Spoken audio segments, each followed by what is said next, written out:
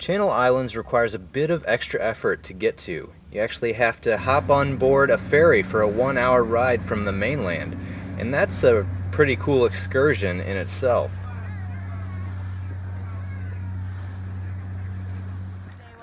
Once on the island, we immediately hopped in our kayak because it was going to be the best weather that day, and we checked out the whole coastline where there were just these sheer cliffs full of sea caves, a couple arches, and the water was pretty choppy, especially in some spots.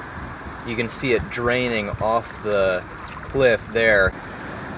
And this is one of those caves, and you can see how much the water level fluctuates.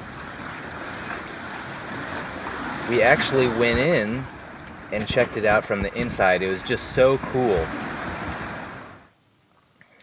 Then at night, we caught a sunset from on top of one of those cliffs. And the next day, we got onto the trails. The greenery of the island was just astounding.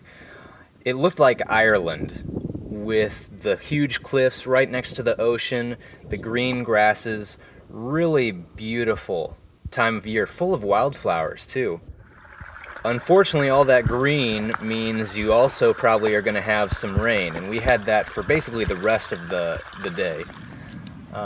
But next day, sun came out, and we were able to check out Smuggler's Cove, which has a ranch house next to it, left over from sheep ranching days. I think these winds are going to carry me into the ocean. It's so strong.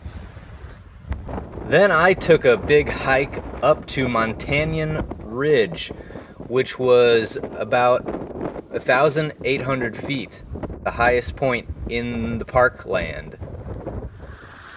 And we did a little creek exploring. They were just beautiful, these creeks that would run through the middle of the island. Very mountainous island, so you got beautiful waterfalls.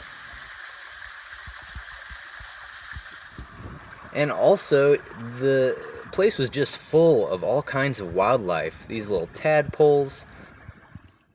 On the ferry there, we saw some seals hanging out on the pier and a sea lion. And then right when we got in, there was this raven who got a snake and flew off with it. We also caught the rare island scrub jay, its own species. And also its own species, the island fox, only found on the island. Elizabeth couldn't get enough of this guy. He was pretty cute, I have to admit. They were all over the campground, not very afraid of humans because they don't have any natural predators on the islands once the non-native golden eagles were relocated. And they were really symbolic of our unique and beautiful visit to Channel Islands.